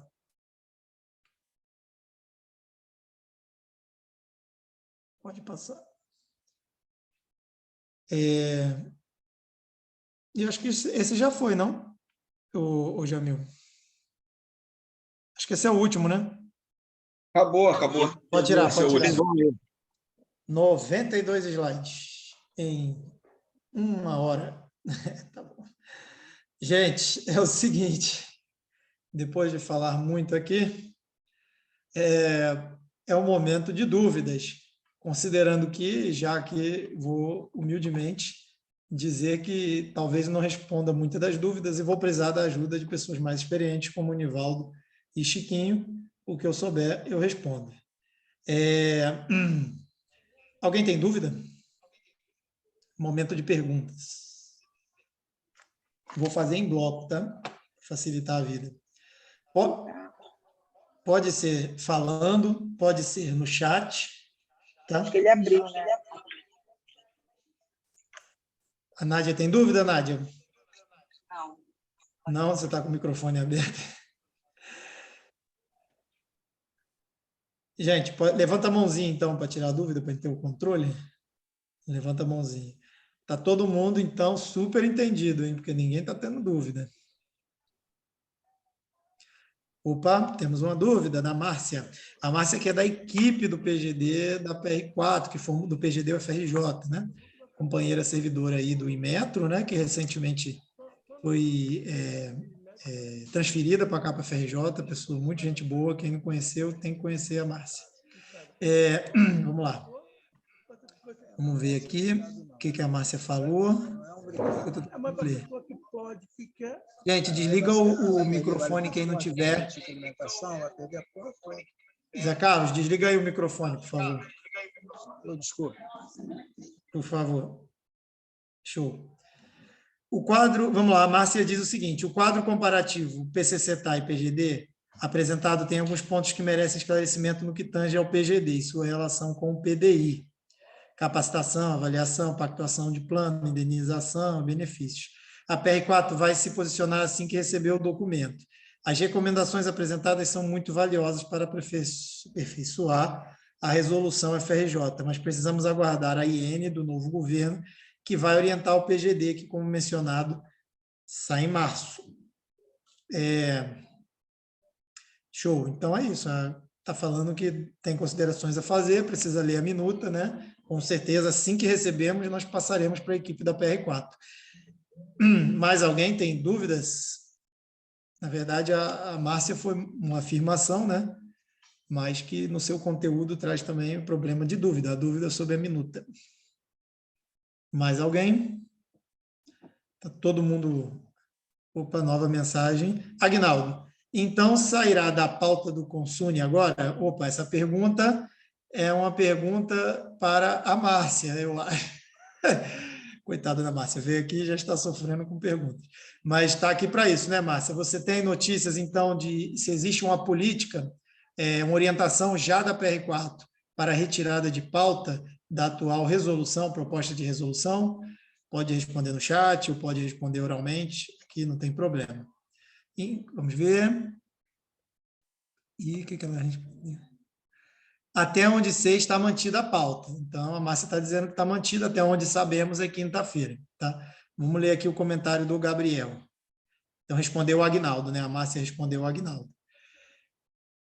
Gabriel, da PR6. Teremos eleição de reitoria esse ano. Em termos de calendário, é mais provável que a decisão de acatar o PGD fique para o próximo reitor? Vou responder e depois vou passar para o Aguinaldo. Olha só, Gabriel. Hoje por hoje, a reitoria declara, como declarou recentemente, que pretende aprovar a minuta, né, a resolução que está no Consune, tá? Então, isso é um debate que nós devemos estabelecer. Amanhã temos uma mesa de negociação, 2h30, e esse GT aqui, acredito, pode indicar uma posição para a nossa direção do sindicato sobre o que é melhor a fazer. Então, já adiantando, o que temos feito é pedir para a reitoria e para a PR4 também um maior tempo de possibilidade de debate com a categoria e também ampliar isso para o conjunto da universidade. Nós pedimos isso ao fim de dezembro, na última sessão do Conselho Universitário, quando iria se aprovar o PGD-FRJ, o tempo regimental do Conselho acabou, né, o tempo da sessão, então não pôde ser pautado. Com isso, nós, na prática, ganhamos mais tempo para o debate, né? Porém, janeiro e fevereiro são meses muito ruins para fazer esse debate, porque há um certo esvaziamento, principalmente setores acadêmicos, com as férias de colegas que são dessas áreas, né? E nós aqui tivemos, pelo menos, a oportunidade de ouvir a proposta da federação, né, que vai chegar em minuto amanhã e que tem a apresentação. Tá? Aí, respondido aí o Gabriel, se estiver satisfeito, dá um joinha ou dá um sim. Aí tem aqui uma pergunta da UFRJ, não sei quem é o UFRJ, é alguma pessoa que eu não sei quem é, e está dizendo assim, em que momento a revisão do plano de carreira será discutida, já que precisamos, nesse governo, ajustar distorções do plano de carreira. Está sendo discutido pela Comissão Nacional de Supervisão de Carreira, será discutido já nas mesas de negociação, virá para as assembleias e, em maio, tem congresso da FASUBRA, que provavelmente vai definir sobre esse temário. Já vou passar para você. Já vou passar para o Aguinaldo. Já vou passar para o Aguinaldo. A Márcia comentou aqui que o texto da resolução proposta no Consune apenas implanta o programa e prevê o detalhamento das regras em portaria com instrução normativa da PR4. E esse UFRJ é o Edmilson que está falando. Edmilson aqui do sindicato, nosso diretor, é isso? Responde aí. Aguinaldo, pode falar. Oi, pessoal, bom dia para todo mundo. Então, a proposta da FASUBRA, eles vão enviar hoje à tarde, tá? Está previsto para enviar hoje à tarde a minuta de decreto. Pela apresentação, é nítido que ela é, né, uma proposta diametralmente oposta ao decreto do governo anterior. Sendo assim, é um novo debate.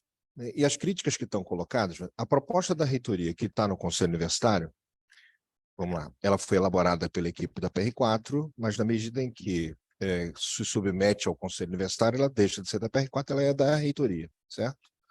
Então não é nenhum aqui demérito, nem desconsiderar o trabalho feito pela equipe, que algumas pessoas estão aqui na reunião, mas apenas dar essa situação. Então, o primeiro encaminhamento é que na pauta da reunião de amanhã, depois a gente reforça isso na Assembleia, mas considerando a fala do Esteban que amanhã tem reunião com a reitoria, é que seja retirado de pauta do Conselho Universitário para aguardar no mínimo, essa nova minuta. Como elemento mais geral de pauta, inclusive para a federação apresentar para o governo, é que a gente tem uma alteração do decreto. Tanto é que a gente está apresentando uma proposta, vai apresentar, né? Uma proposta totalmente diferente. A proposta feita pela reitoria e está apresentada no Consune, ela é baseada no decreto do governo anterior. Eu não vou tomar tempo de vocês aqui para qualificar o governo anterior e o que ele defende em relação às universidades e aos servidores públicos e por aí vai. Então, se a proposta está pautada, baseada naquele decreto, e inclusive ela desconsiderava a própria IN 89, a proposta está mais baseada na IN 65 e no conteúdo do decreto, ou seja, ela já estava desatualizada mesmo diante da proposta do governo anterior. Mas ainda a gente precisa abrir esse debate e a universidade não pode desconsiderar que houve uma mudança efetiva, concreta, significativa na conjuntura em relação ao governo anterior para esse governo. Já de início, né, essa semana tem inclusive abre-se novamente uma rodada de negociações com os servidores públicos, o que não ocorreu anteriormente. Há acenos do Ministério da Gestão, que é um novo ministério criado para discutir esses temas, há acenos do próprio Ministério da Educação em alterar também significativamente a relação com as entidades representativas e as instituições federais de ensino. Então, na minha opinião, é descabido a universidade seguir com uma proposta de resolução que está pautada num momento completamente distinto, antes e que nós não participamos em hipótese nenhuma. Eu acho que essa deve ser o primeiro tema para ser trabalhado. Superado isso, aí sim a gente pode retomar o debate que foi apresentado aqui e que é materializado, ou melhor, expresso, positivado na proposta de novo decreto que a FASUBRA vai enviar hoje à tarde para as entidades. Então, eu acho que esse é um pressuposto para a gente continuar qualquer tipo de debate sobre esse tema. Isso é uma primeira coisa. A segunda coisa é que eu acho que a gente precisa separar, já falei isso outras vezes, precisa separar a discussão de teletrabalho da discussão do PGD. É necessário ter uma resposta mais rápida em relação ao teletrabalho, pelas necessidades que a gente já conversou em outras reuniões. E o programa de gestão ele é um debate um pouco mais longo, que requer outros elementos mais densos para reflexão, para debate, para o funcionamento e a efetivação do mesmo. Então, a gente deveria construir alguma coisa híbrida ou provisória em relação ao teletrabalho para garantir o seu funcionamento. E, em paralelo, vai se discutindo a questão do PGD. E tão logo a gente chegue a bom termo nessa questão, seja nacional, seja na própria universidade, a gente retoma a junção do teletrabalho com a discussão do PGD. Sob pena da gente ficar com um problema dentro da universidade, porque para a reitoria é um discurso até mais... Eu preciso aprovar logo o PGD, porque o teletrabalho, a gente está sendo pressionado por trabalhadores da universidade a ter isso logo. É fato. Nós entendemos isso e somos sensíveis a esse tema. No entanto, não pode se desconsiderar que a proposta apresentada de teletrabalho não leva em consideração pressupostos fundamentais, como planejamento. Alguém menos avisado pode dizer, mas isso está previsto lá que há planejamento. Mas a decisão está totalmente centrada só nas chefias. Não há participação efetiva, real, concreta, viva, de quem trabalha. E se tem alguém que deve opinar sobre como funcionar o trabalho, é quem trabalha.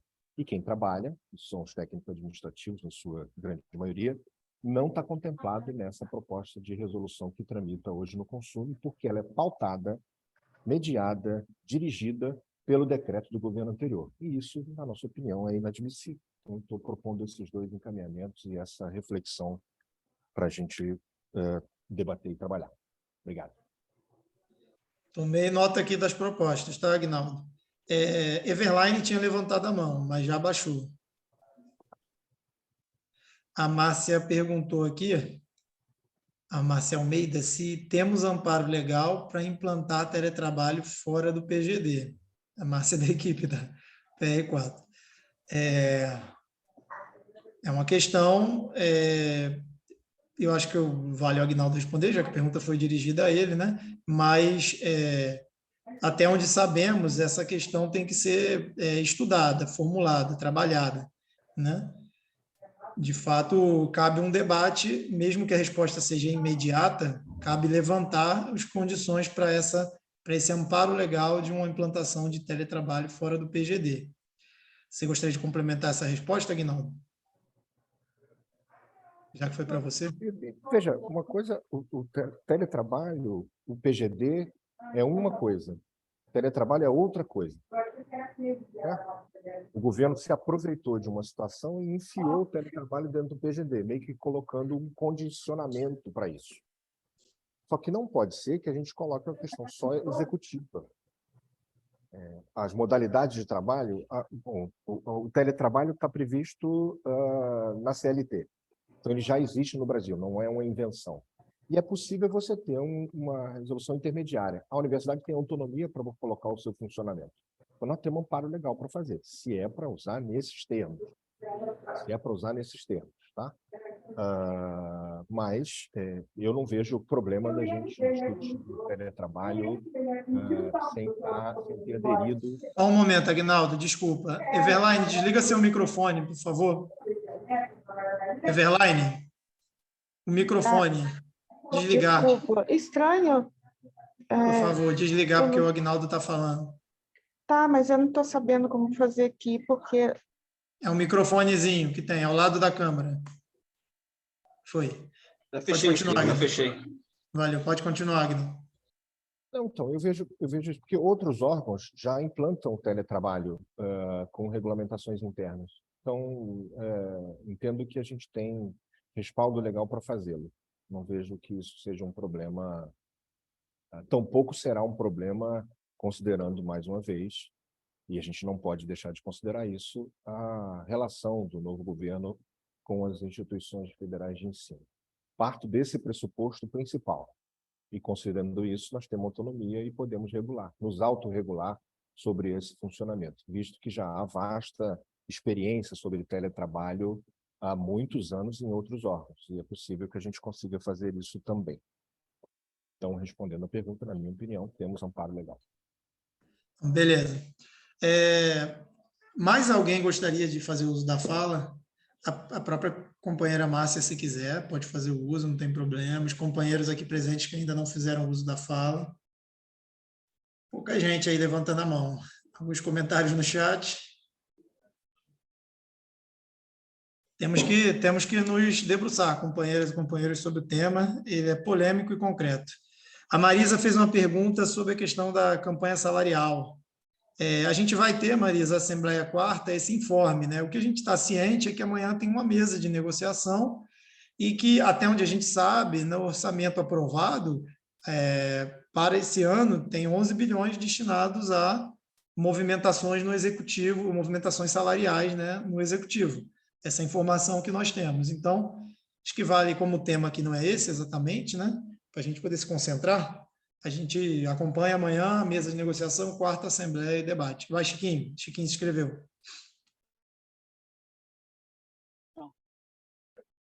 Ouvindo? Então, bom dia a todas e a todos e todes. Primeiro, eu queria saudar a iniciativa da direção de fazer, retransmitir essa apresentação da federação para o conjunto da categoria interessado, porque ele traz um elemento importante, né, que é a história e a luta, né, que foi feita para a gente chegar onde chegou. E no momento que a gente está meio que ali, né, com esperança do verbo esperançar, né, de que essa mudança no governo pode sinalizar uma abertura de espaço para a gente poder se inserir. Né? Tanto é que há movimentos já nacionais organizados de trabalhadores técnico-administrativos que estão caminhando já para essa mobilização, né? E se vier por dentro do sindicato, ela é e deve ser muito, muito, muito, muito forte e muito agradecida para o movimento. O movimento precisa disso. Então, eu queria, né, fazer essa fala inicial, dizer que é muito bom ver o Esteban como coordenador geral né, que nem vivenciou essas questões de luta lá atrás, trazendo todo o histórico, trazendo toda a construção que passa um filme na nossa cabeça das lutas, do momento que a gente ocupou determinados prédios para chegar onde a gente chegou, né, momentos aqui, como o companheiro Aguinaldo era até a direção, né, da federação, em que a gente, né, teve essas conquistas, né, como outros que me parece estão aqui também na sala. Então, eu queria fazer essa saudação assim, para a gente valorizar, né, esse encontro da juventude com a velha guarda, porque isso é um processo realmente de corrida de bastão, e a gente precisa estar dialogando com a juventude, precisa envolver a juventude nesse processo de formação e entendimento do processo de luta, para que a gente não acredite, né, não deixe acreditar que a luta começou hoje, né, para que as pessoas também não façam a luta pela luta no simples ato de deixar para trás muitas conquistas que foram fruto de muitas lutas. Aguinaldo também realiza que nós podemos. Eu acho que a fala amanhã com o reitor realmente pedir para retirar de pauta, né, e a gente aprofundar mais e adequar as diretrizes que a FESUBRA está nos enviando, para que a gente possa dar essa resposta que a categoria está ansiosa, principalmente, né, nessa questão da própria, que a gente viu o esforço dos companheiros da PR4 se esforçando, né, para fazer lá o PGD, para trazer toda uma demanda para a categoria, mas que nós, tivemos essa disposição de trazer e fazer essa conexão com a história de luta e com a história da universidade, né, da autonomia da universidade que a gente lutou tanto para a gente construir algo que seja, né, nos pressupostos que foram construídos com muita luta, suor, sangue, mobilização, greves, caravanas. Então, acho que esse foi um custo alto para a gente e a gente quer dialogar, né, fazendo esse trabalho, né, que você apresentou muito bem aí, da federação, para a gente ganhar, né, mais corações e mentes para essa luta por carreira, porque a carreira ela não é um estanque, né? Ela tem transformações e vamos precisar refletir as mudanças que a Fazubra está colocando na mesa para a gente refletir entre nós, para que em maio a gente tenha realmente um congresso que dê as diretrizes. Talvez a gente vá ter que se conectar antes mesmo do congresso para a gente sentar à mesa de negociação com algumas diretrizes e avançar, mas é parte da conjuntura que a gente não tem como prever, mas é importante o processo de se organizar e debater como está acontecendo aqui no GT. Valeu, muito obrigado a todos.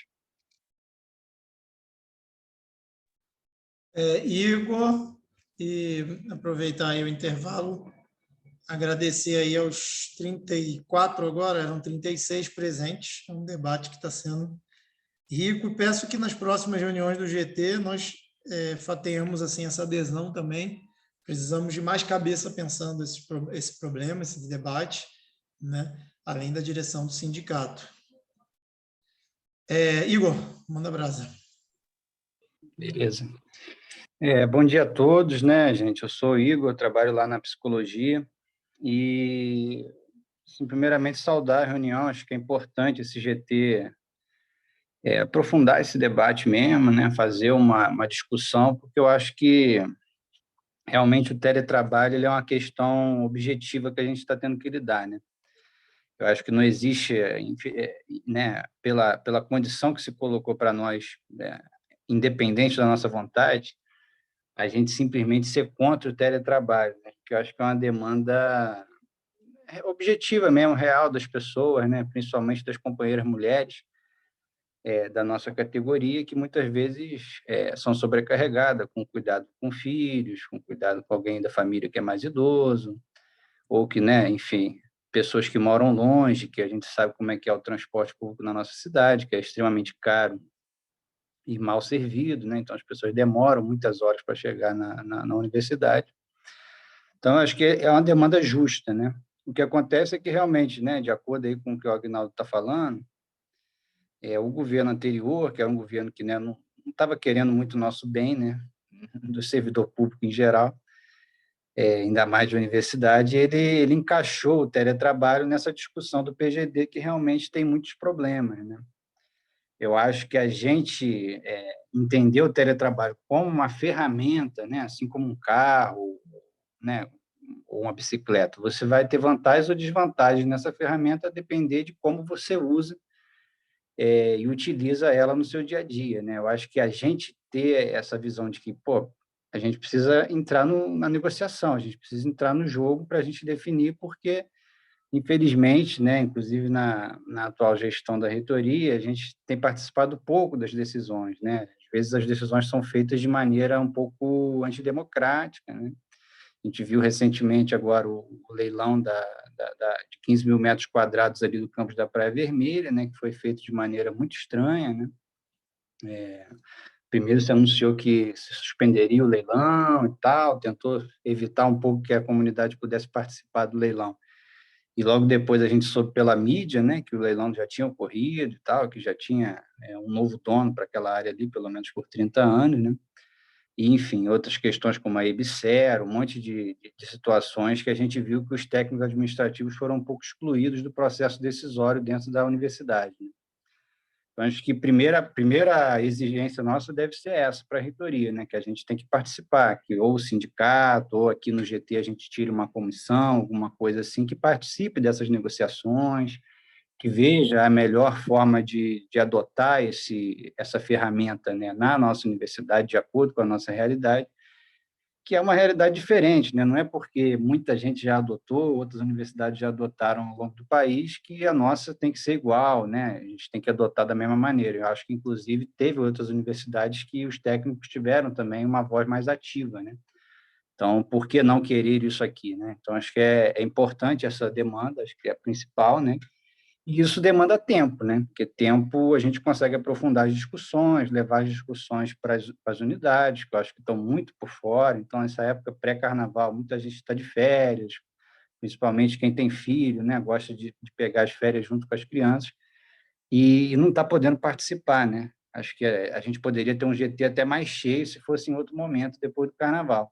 Então, quer dizer, retirar esse ponto de pauta no Consune acho que é fundamental e ter essa preocupação, né? Porque também a gente está às vésperas aí de uma eleição de reitor, né? Que, inclusive, pessoas da atual reitoria estão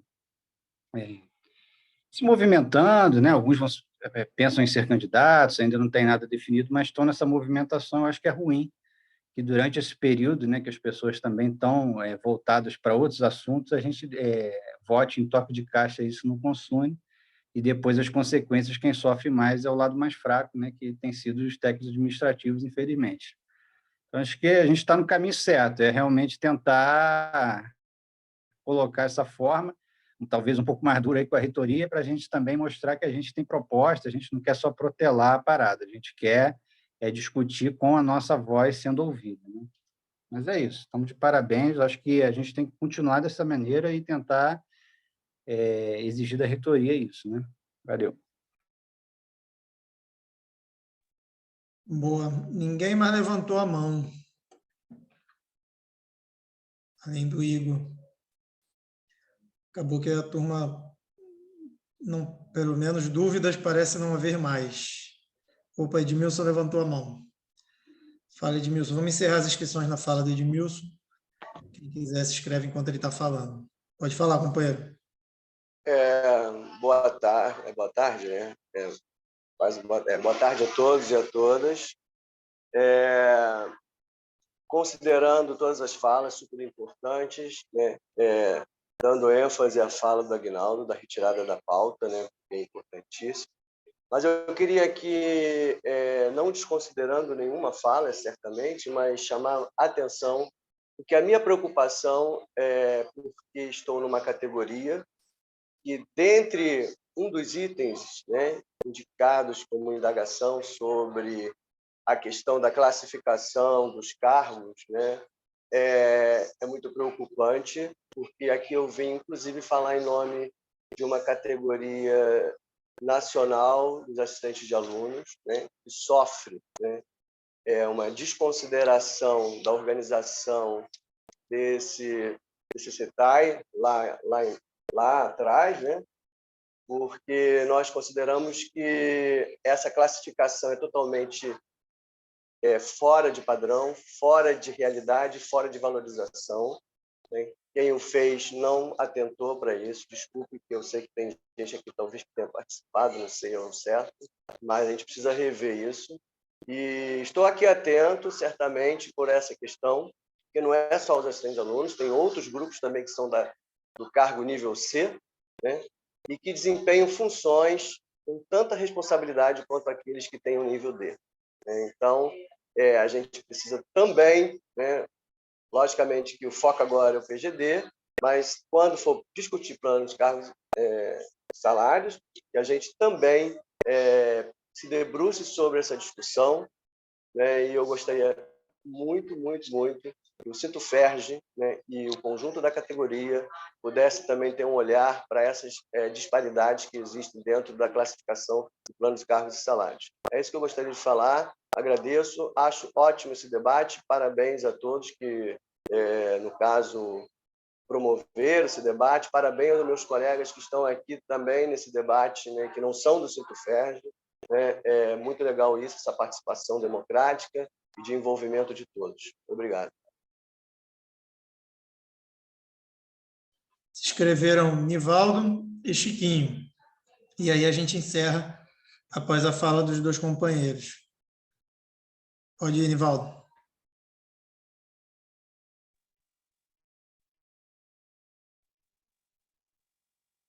Bom dia a todos e a todos.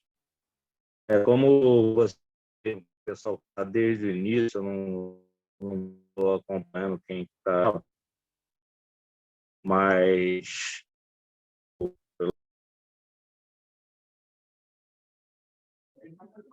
Pedro, acho que o Nivaldo caiu. Tá cortando, hein? Caiu, né? Caiu. Então vai, Chiquinho. Daqui a pouco a gente bota o Nivaldo. Então, não, eu vim mais para dialogar com o Edmilson, até porque nesse período que houve a discussão, né, a respeito da hierarquização, essas questões todas eu participei já como dirigente da Fazubra lá em 2012, né, que foi o momento em que a gente, né, discutiu bastante isso a nível de categoria, a nível de GT, a nível de seminário, né, até porque era compromisso dentro da própria legislação de que a gente deveria, né, trabalhar. Está até previsto na Lei 11.091 essa questão, né, de debater e rediscutir isso. Mas, infelizmente, isso não é uma vontade, né, de nenhum dirigente. Aí eu queria falar até assim, né, mas isso é uma vontade de governo. Nós chegamos a avançar bastante em algumas mesas de negociação com a Dilma, e eu fiz parte delas, de algumas delas, porque foi criado grupos de trabalho, e eu participei de grupos de trabalho de negociação, onde a gente tratou esse tema, né, da mudança ali de algumas estruturas, né, dentro da própria carreira, mudar gente de classes e tudo mais. Dentre eles estava o cargo que o Edmilson citou, o cargo de auxiliar administrativo, o cargo de auxiliar de enfermagem, né, esses cargos todos que, fazem parte de um processo de discussão, né, dentro do aprimoramento que a gente, né, buscou fazer. Mas de origem é importante a gente dizer como surgiu, porque a gente teve um momento, talvez o Aguinaldo possa falar sobre eles com maior propriedade, porque ele era dirigente na época da aprovação da lei, porque nós tivemos limitações legais e limitações constitucionais, e um deles era a gente apresentar uma proposta que fosse caracterizado como progressão derivada, e na apresentação está citado isso, porque é um elemento, né, estruturante difícil de superar, porque ele depende de interpretação e a gente entende que só mudando a Constituição a gente avança nele numa discussão de aprimoramento mais profundo da carreira. Então, é um processo que precisa realmente do envolvimento de todos para a gente saber como se deu o processo, né, saber das barreiras e saber ultrapassá-las. E saber ultrapassá-las é o que a gente está fazendo aqui, discutindo olho no olho, embora não presencial por conta do que ocorreu, mas de uma forma que a gente pode dialogar com os companheiros para que possam aprofundar mais o estudo, né, saber os processos, né, e saber que eles não estão deixados de lado.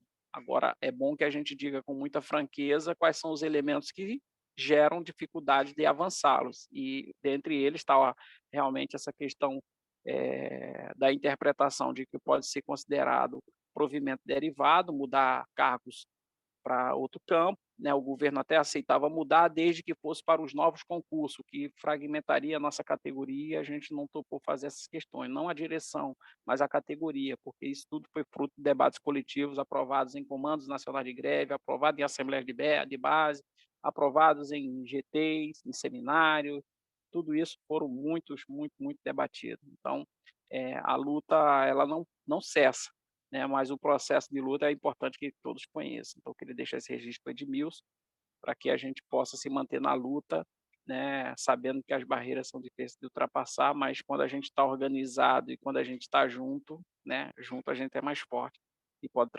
ultrapassar essas barreiras. Valeu. Nivaldo, para a gente encerrar. eu acabei caindo aí, mas era nessa linha aí que eu gostaria de estar colocando, que todos agora participem aí ativamente aí não só do nosso GT, mas nas propostas aí que a gente possa ter, justamente para a gente levar para a categoria, né? Então, enquanto entidade, né, o Sintufed vai estar promovendo tudo que for possível, mais elementos para estarmos aí fazendo o aprimoramento, interrompido aí no período, né, passado aí, não só pelo desgoverno, mas também pela postura dos outros governos, né, logo depois da Dilma, né? Depois do golpe. Então, eu quero conclamar todo Cortando mundo para ela bastante, né? estar junto conosco para a gente realmente aprimorar a nossa carreira e alavancar ele. Eu estava sumindo? Tinha sumido? Cortou boa parte aí da fala, em que pese eu tenha entendido, talvez alguns não entendam, mas cortou. Estevão.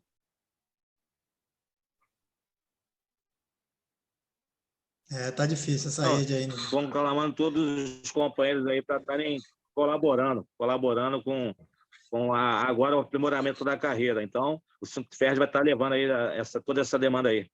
É só isso, Estevão.